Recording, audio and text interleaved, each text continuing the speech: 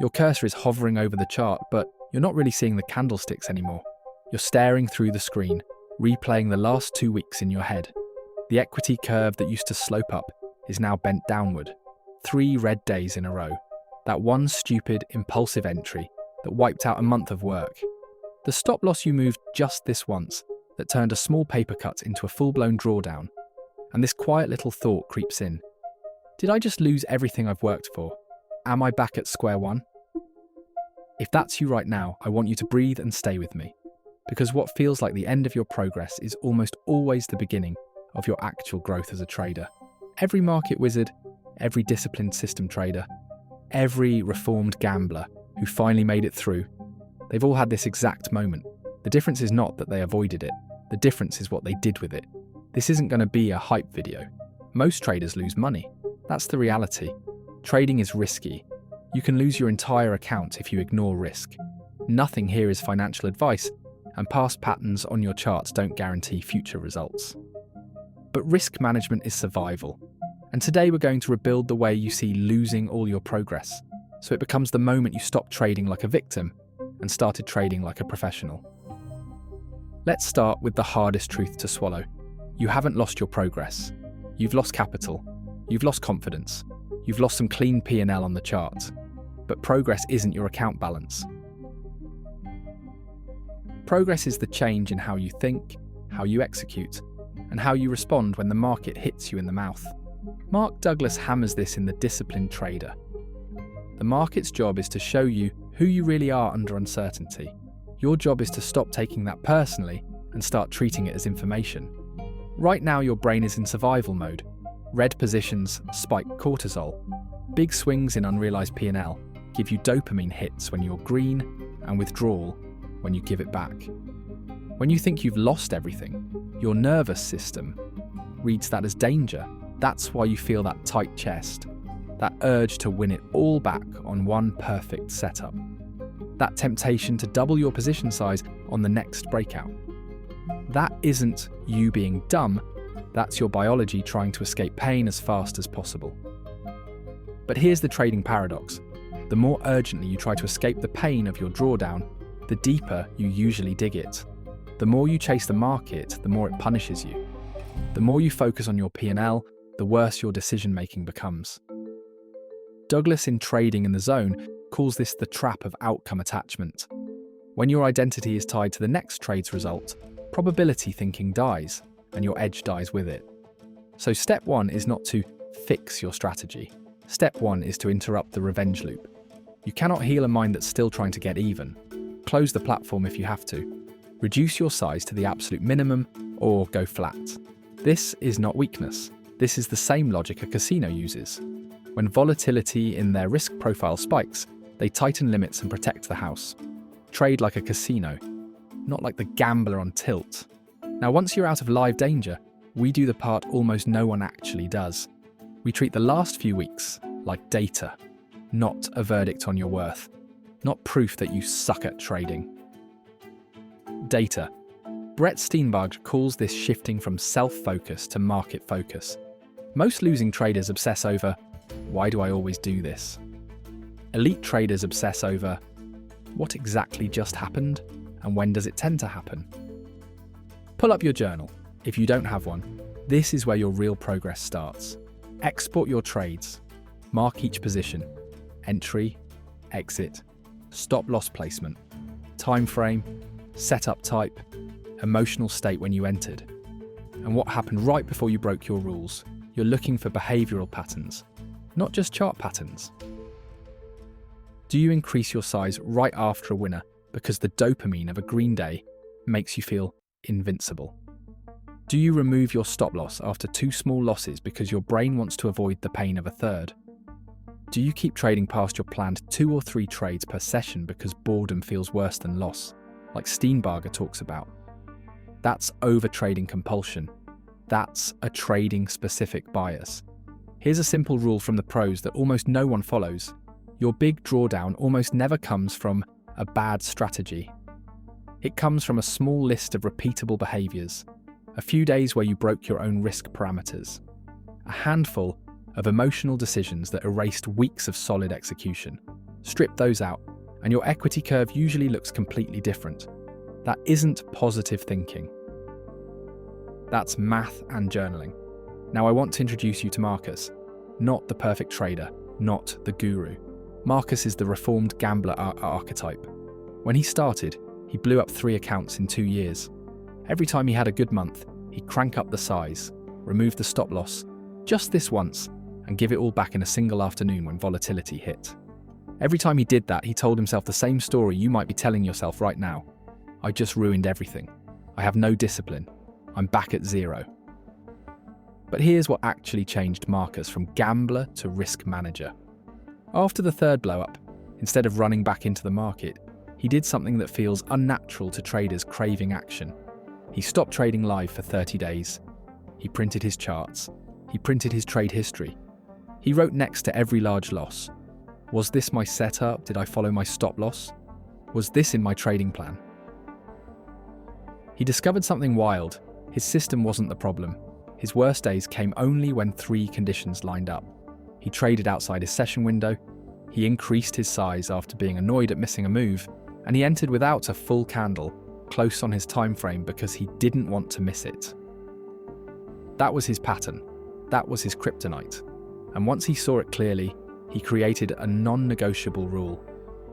If I miss a setup, I do not chase it. I write it down, screenshot it, and move on. I do not increase size after a miss. If I break this rule, I close the platform for the day. No exceptions. That one rule didn't make his strategy more profitable on paper. It made his actual trading more profitable in reality, because it removed the recurring emotional leak that was erasing his progress. That's what you're looking for right now in your own trading. The small set of emotional behaviours that sabotage you more than any chart pattern ever will. Once you've seen those patterns, we rebuild from the ground up. We go back to your core setup.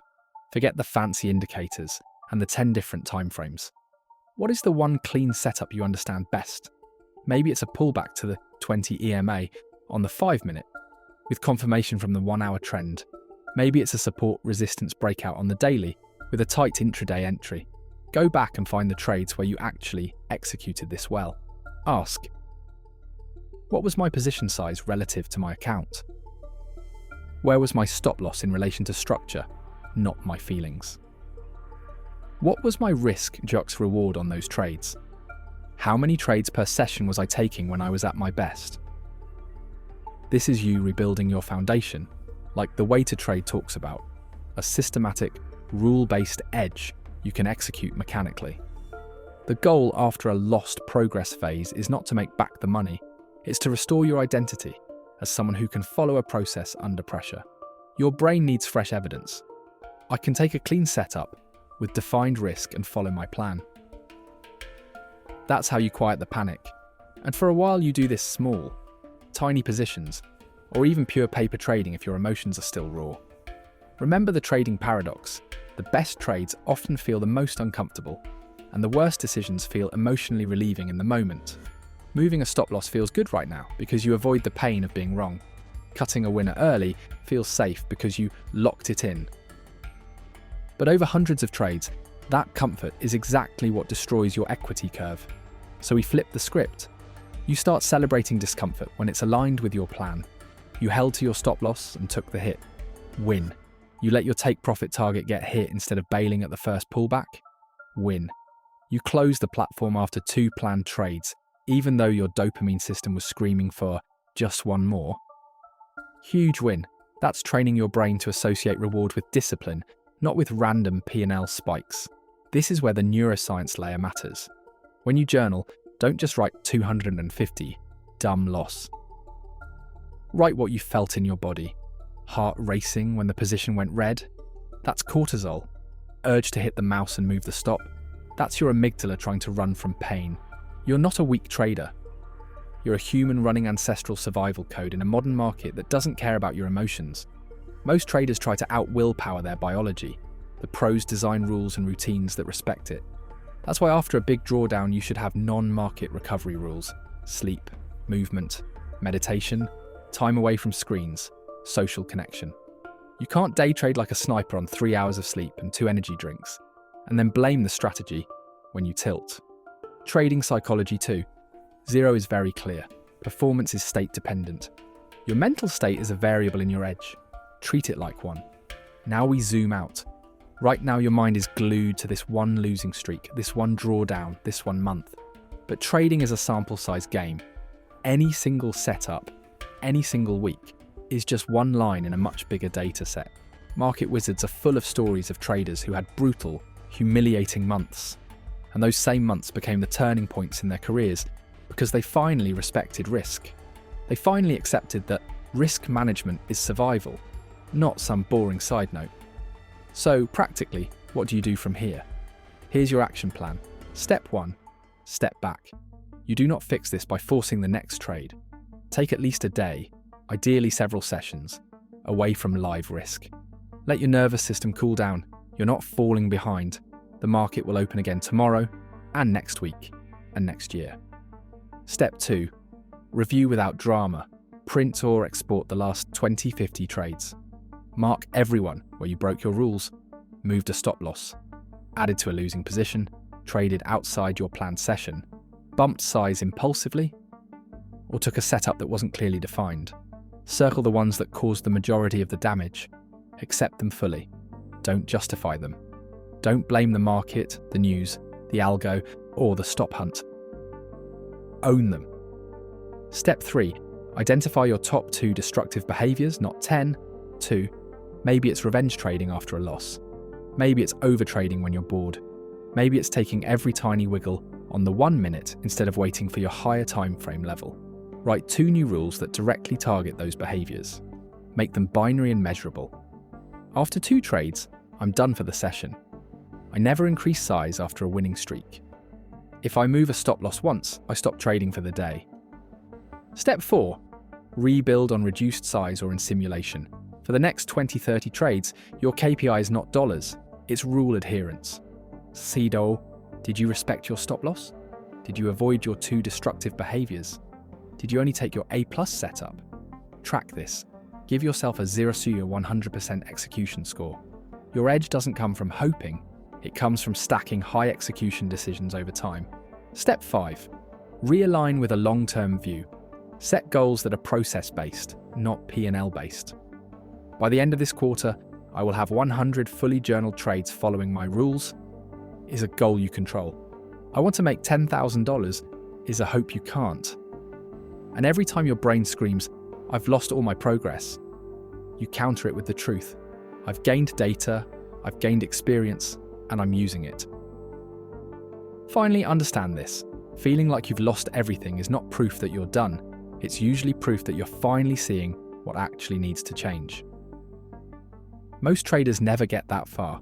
They blow up, blame the market, blame manipulation, blame stop hunts, and walk away without ever confronting themselves. You are doing the harder thing. You are looking in the mirror. You have not lost your progress. You've discovered the gap between who you are when the market is easy and who you become when the market turns against you. Close that gap, and the drawdown you hate right now becomes the chapter you point to later and say, that's where everything changed. So when you close this video, don't rush back into a position. Take the step back, do the review, write the rules, trade small, respect your biology, focus on the process. And remember, trading isn't about getting paid today. It's about surviving long enough and learning deeply enough that your edge has a chance to play out over hundreds of trades. You're not back at square one, you're standing at the edge of the next level. What you do with this drawdown will decide which trader you become.